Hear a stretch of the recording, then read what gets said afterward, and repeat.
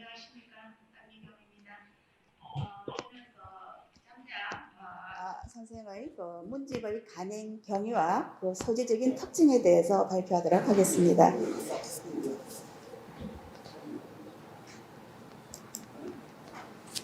자, 우선 인산서원의 복원의 점에서 잠야의 생애와 사상에 대한 재평가가 이루어지고 있습니다.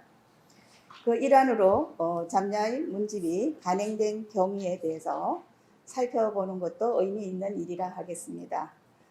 잠야의 생애에 대해서는 앞서서 자세히 발표를 하였으므로 저는 그 문집과 연보의 발문 기록을 통해서 어떤 사람들이 간행에 어떻게 참여했는지 그 간행 경위에 대해서 살펴보고, 그 다음 교수관의 검소갈자를 이용해서 조선 후기 개인 문집 간행의 실태와 그 의미에 대해서 중점적으로 살펴보도록 하겠습니다. 자, 그 문집의 간행 경위에 있어서 편집의 시작은 박세채로부터 비롯됩니다.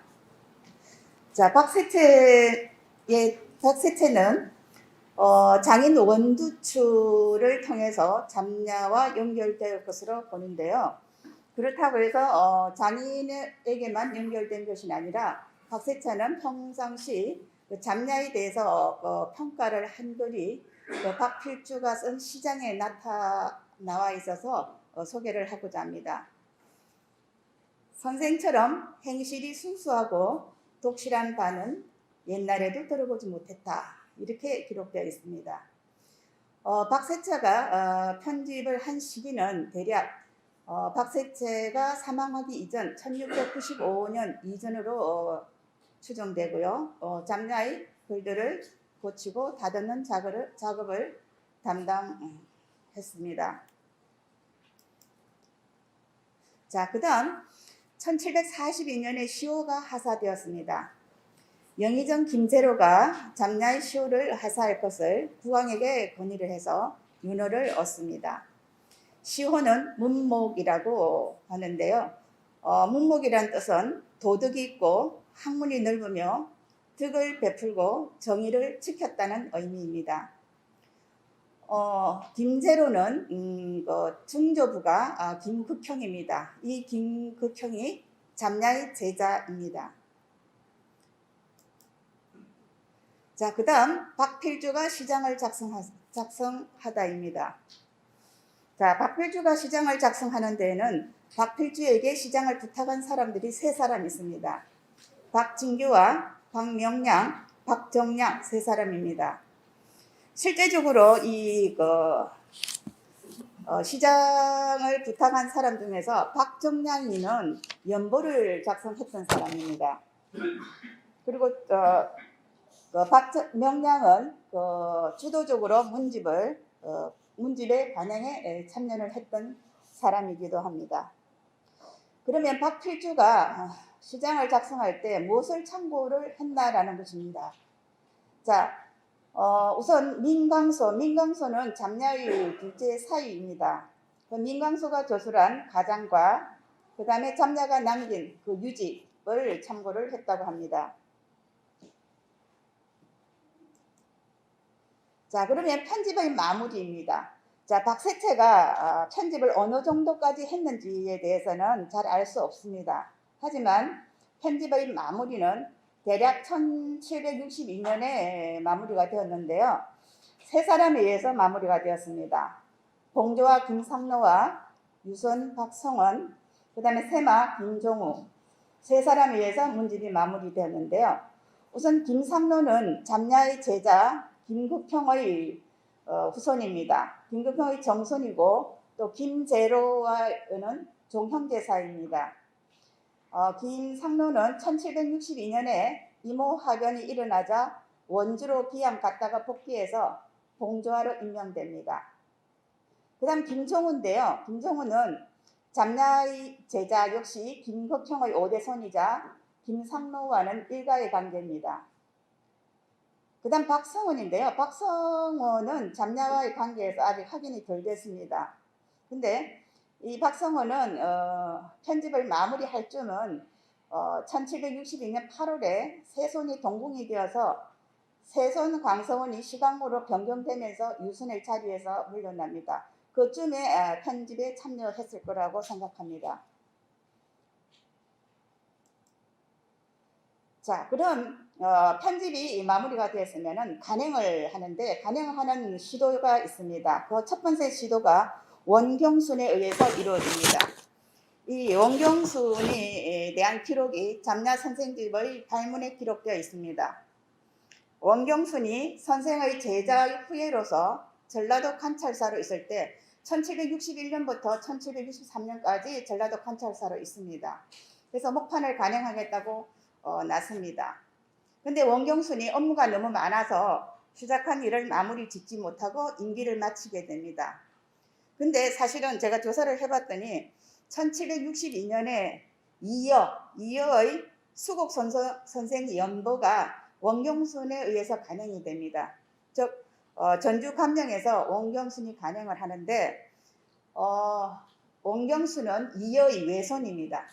이걸 수국 선생 연보를 먼저 간행을 하고 그 다음에 잠야문집을 간행을 하려고 했던 모양입니다. 근데 임기가 끝나버렸어요. 그리고 원경순은 잠야의 문인인 원두표의 현손입니다. 자, 그 다음 문집의 간행 경에서는 1766년에 교수관 인서채책은 금속할자가 간행이 되고요. 그 다음 1969년에 훌쩍 뛰었죠. 13세손 박인희에 의해서 석판본으로 간행이 됩니다. 자, 그런 뒤에 1997년에는 한국문집총관 80주의 영인본으로 간행이 됩니다. 결국은 목판본으로는 간행이 되지 못했습니다. 자, 이제 연보가 어떻게 간행되었는지 그 간행 경위에 대해서 살펴보도록 하겠습니다. 우선 연보는 1803년에 잠야선생 연보가 작성이 됩니다. 필사본이겠죠. 작성자는 박대화입니다. 그 작성 경위에 대해서 살펴보면은 우선 박대화의 아버지는 박봉량인데 37세에 돌아가십니다. 그리고 그의 중부 진사공은 박경량입니다. 31세의 연보를 거의 완성을 했습니다. 근데 갑자기 돌아가십니다. 그리고 계부 현강공인데 박정량은 51세에 돌아가시는데 이 박정량은 관직에 있다가 임기가 마친 지 얼마 되지 않아서 돌아가십니다. 그래서 이 형제가 박봉량, 박경량, 박정량의 형제가 연보를 작성하려고 무단한 노력을 합니다. 근데 결국은 박경량과 박정량은 문집 간행을 염두에 두고 연보 작성을 시작한 것으로 보입니다. 근데 이 두 사람은 연보 작성을 완료하지 못하고 사망을 하게 됩니다. 그래서 1766년에 잠야 선생집을 간행할 때 연보를 수록하지 못합니다.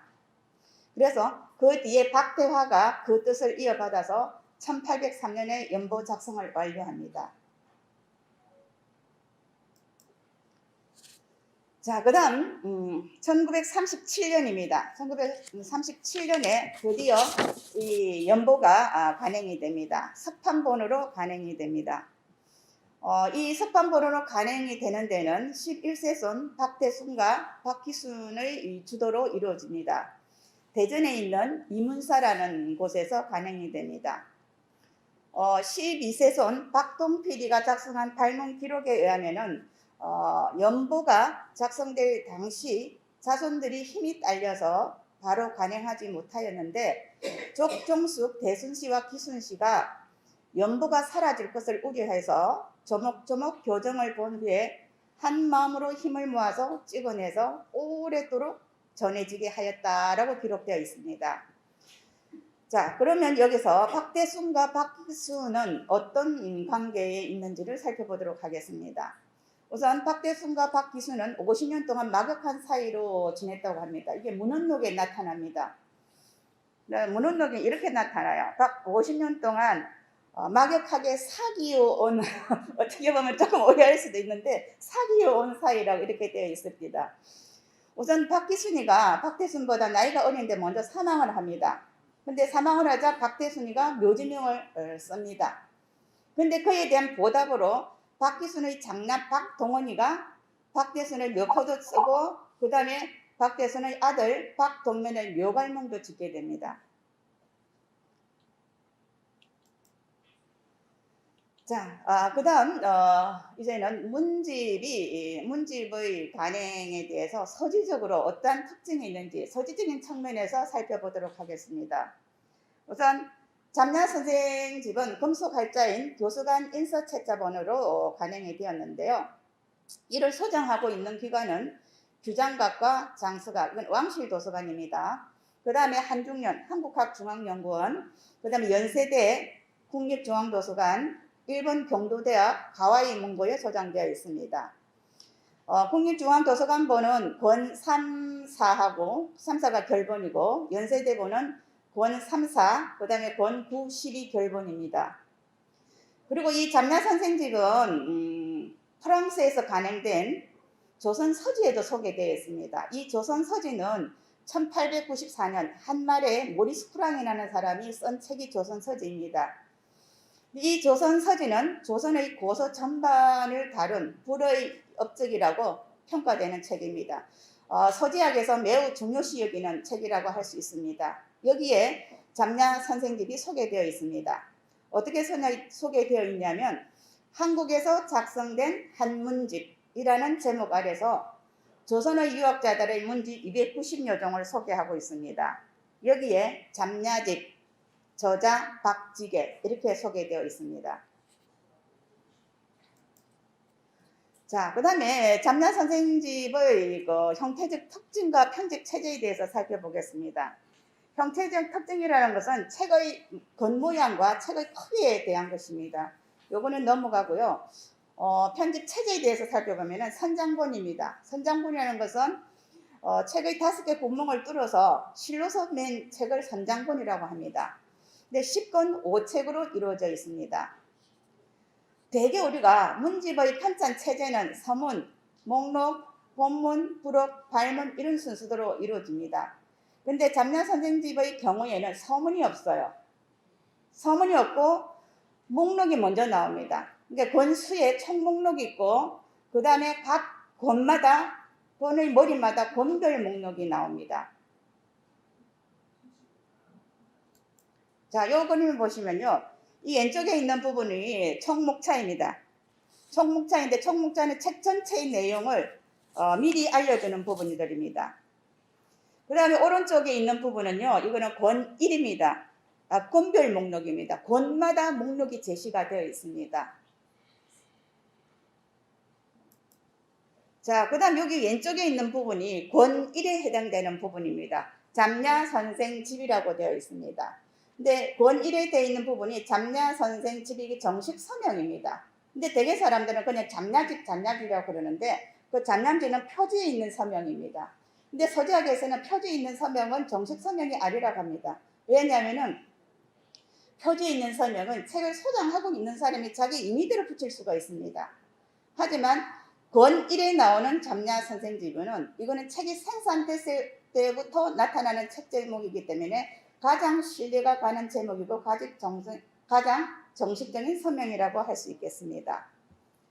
그 다음 오른쪽에 있는 그림은 이거는 박명량이 쓴 발문에 해당됩니다. 자, 그 다음 잠냐 선생집이 금속 할자본으로 간행이 되었는데 여기서 잠깐 금속 할자본은 어떤 것이고 목판본은 어떤 것에 대해서 살펴보도록 하겠습니다. 그래야만 잠냐 선생집이 어떤 책인지를 이해하는 데 도움이 되리라고 생각합니다. 우선 금속 할자는 한 벌의 할자를 만들어서 여러 종류의 책을 찍어낼 수 있다는 것이 장점입니다. 그 다음에 필요한 부수를 찍어내면은 조판을 바로 해체해버립니다. 그렇기 때문에 다시 책을 찍어낼 수가 없습니다. 이게 단점이라고 할 수 있죠. 하지만 이 금속할자는 다양한 종류의 책을 소량으로 찍어내는 데 가장 적합한 인쇄 방식이라고 할 수 있습니다. 곧 금속할자는 한정판이 되는 것이죠. 그에 비해서 목판은 한번 판각을 해두면 두고두고 언제든지 필요하면 찍어낼 수가 있습니다. 그리고 서승이나 조상의 글을 보존하기에는 가장 좋은 방법이라고 할 수 있겠죠. 그래서 활자를 이용해서 소량의 문집을 인쇄한 후라도 이를 다시 번각해서 목판본으로 간행하기도 합니다. 예를 들면 거기 2000부의 진암집이 있는데 이 진암집이 1762년에 교수관 인서책자로 간행을 했습니다. 잠냐 선생집과 똑같은 금속 활자로 간행을 했습니다. 간행을 했는데 1781년에 다시 목판부로 번각을 합니다. 대구 용령사라는 사찰에서 다시 번각을 하는 케이스가 되겠습니다. 자, 그러면은 잠냐집은 왜 목판본으로 간행되지 않았을까? 그에 대한 기록이 있어서 한번 살펴보도록 하겠습니다. 자, 교수관 잠냐 선생집의 발문 기록이 이렇게 나타납니다. 교수관 활자를 사용하여 찍어냈지만은 사세와 물력이 미치지 못하여 널리 배포하지는 못하였다. 하지만 지금 이후로 영원히 전해질 것인데 이것이 잘 드러날지 감추어질지는 후세의 사람에게 달린 것이라 이렇게 발문에 기록되어 있습니다. 자, 그래서 잠냐 선생집의 경우도 간행할 당시에 우선 교수관의 금속 활자를 이용해서 찍어냈지만은 추후에 목판보로 다시 찍어낼 생각을 하고 있었던 것처럼 보입니다. 목판보는 널리 배포를 할 수 있다는 아주 큰 장점이 있습니다. 자, 그러면 여기서 우리가 잠냐 선생집을 간행한 교수관 금속 활자에 대해서 한번 살펴보도록 하겠습니다. 이 교수관 금속 활자 이름이 교수관 인서책자 또는 교수관 문집자 또는 운각 문집자, 그냥 또 통틀어서 문집자 이렇게 답니다. 왜냐하면 문집을 간행하는데 가장 많이 사용된 금속 활자이기 때문에 그냥 문집자 이렇게도 불립니다. 오랫동안 사용을 했습니다. 이게 17세기에서부터 19세기까지 사용이 됩니다. 그래서 활자가 마모가 많이 되어서 다시 활자를 전면으로 개량을 다시 만들게 됩니다. 그래서 전기 교수관 인서책자 또는 후기 교수관 인서차로 나누어서 이제 분류됩니다. 근데 후기는 경종초, 그러니까 1723년 이전에 이제 만든 활자라고 불리는데 잠냐 선생집이 후기 교수관 인서책자로 간행된 것입니다. 그래서 그 활자 특징을 전기와 비교를 해보면은 후기의 것은 가로획과 세로획의 길이가, 그러니까 가로획과 세로의 글자가 가늘어져서 인서체, 오늘날 인서체 모양을 갖추고 있습니다. 그래서 글자 모양도 바르고 옆줄도 바른 편입니다. 그래서 전기의 것보다도 후기의 것이 훨씬 더 잘 만들어졌습니다. 그래서 잠냐 선생집도 보면은 활자자가 굉장히 단정하고 예쁜 편입니다. 하지만 그래도 무쇠로 만든 활자입니다. 그렇기 때문에 섬세하지 못하고 글자 전반에 걸쳐서 좀 딱딱한 느낌이 나타나는 것입니다. 자, 그러면 당시에 교수관 인서책자로 간행한 문집들은 어떤 문집들이 있고 어떤 특징이 있는지에 대해서 살펴보도록 하겠습니다. 우선 관련 연구가 있어서 살펴봤습니다. 그랬더니 17세기 후반에서 19세기까지 124종을 조사한 논문이 있었어요. 근데 이 논문에서의 단점이 뭐냐면은 서명을 권수제, 본의 제1천문이 나오는 제목을 채택하지 않고 표지에 나오는 제목을 채택해서 보는 사람으로 하여금 혼란을 초래했던 점, 그 다음에 간행 시기를 정확하게 고정을 하지 않았어요. 왜냐하면 서문에 나온 것을 간행 기록으로 삼았다는 것입니다.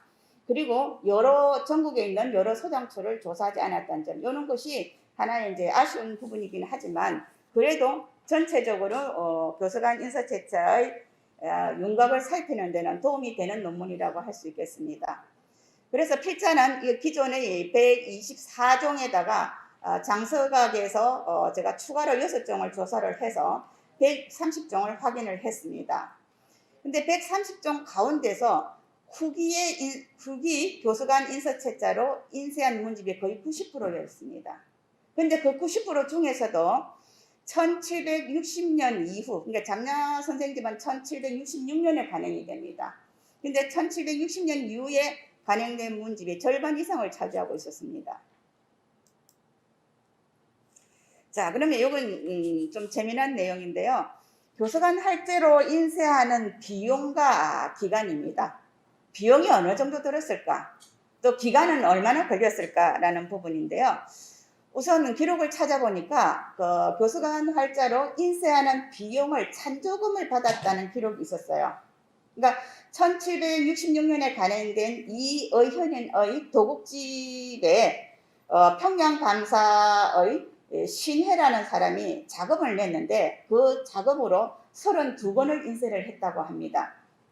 근데 이렇게 조상의 문집을 간행하는 비용은 우리가 비용이 많이 듭니다. 그래서 집안이 언언하기를 시일이 너무 지연될까봐 걱정하는 기록들도 많이 나옵니다. 근데 잠냐 선생집도 예외가 아닐 것으로 생각됩니다. 그러면 인쇄하는 기간은 어느 정도 되냐? 1725년에 간행된 최참대의 권륜집이라는 책이 있는데 이게 20권 10책으로 간행되었습니다. 근데 거기에 보니까 90일 정도 걸렸다고 합니다.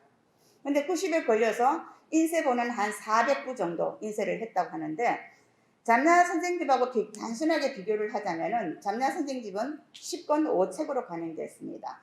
그러면은 단순 비교를 하면은 잠냐 선생집은 한 45일 정도 걸렸을 것입니다.